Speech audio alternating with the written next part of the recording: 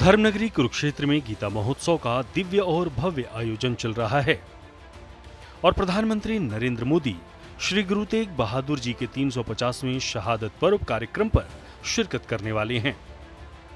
लिहाजा तैयारियां जोरों पर हैं। खुद प्रदेश के मुख्यमंत्री नायब सिंह सैनी ने सभी प्रकार की तैयारियों का जायजा लिया और अधिकारियों के साथ बैठक कर दिशा निर्देश दिए।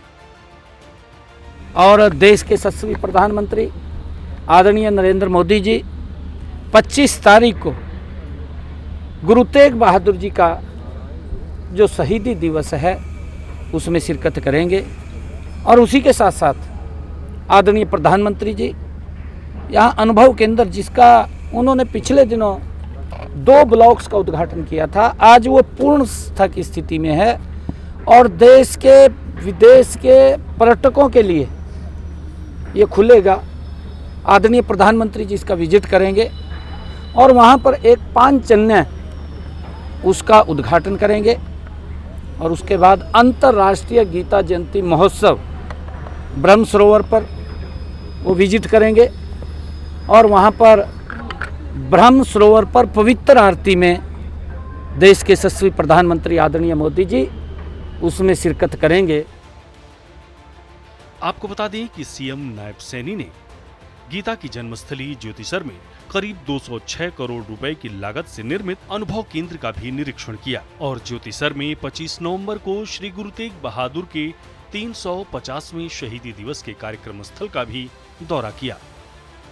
साथ ही शाम को ब्रह्म सरोवर आरती की, जिसमें कैबिनेट मंत्री आरती राव और कृष्ण बेदी भी आरती में शामिल हुए।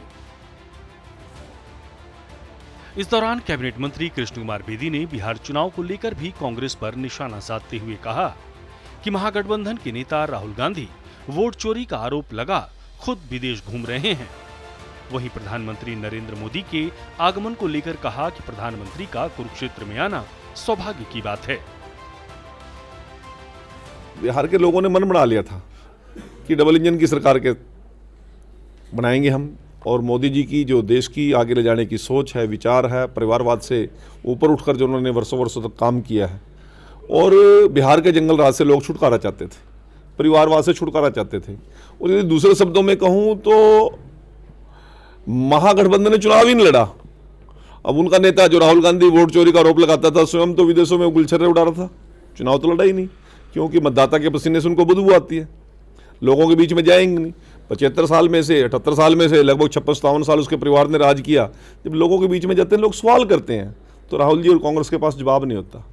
तो इस प्रकार के स्लोगन देके चुनाव से भाग जाना, तेजस्वी का परिवार स्वयं टूटा हुआ था, उसका सगा भाई उसको विभीषण की नाम देके पूरे चुनाव में बोल रहा था। जो लालू यादव का परिवार, लालू यादव अपने परिवार को नहीं इकट्ठा कर सका, वो बिहार को क्या रास्ता दिखाता। कैबिनेट मंत्री ने बताया कि प्रधानमंत्री नरेंद्र मोदी 25 नवंबर को ब्रह्म सरोवर पर होने वाली महाआरती में भागीदारी करेंगे और गीता जयंती महोत्सव की शुरुआत भी करेंगे। उससे पहले हिंद की चादर देश की एकता और अखंडता के लिए, देश की समरसता के लिए और सनातन धर्म को जिंदा रखने के लिए अपना शीश बलिदान कर देने वाले गुरु तेग बहादुर के 350वीं शहादत कार्यक्रम में भी शिरकत करेंगे। बहरहाल धार्मिक और सांस्कृतिक तौर पर गीता जयंती का महोत्सव विश्व भर में अपनी पहचान बना रहा है। दुनिया के लोग इस कार्यक्रम में शामिल होने के लिए धर्मनगरी कुरुक्षेत्र पहुंच रहे हैं। सूर्य समाचार के लिए कुरुक्षेत्र से अशोक यादव की रिपोर्ट।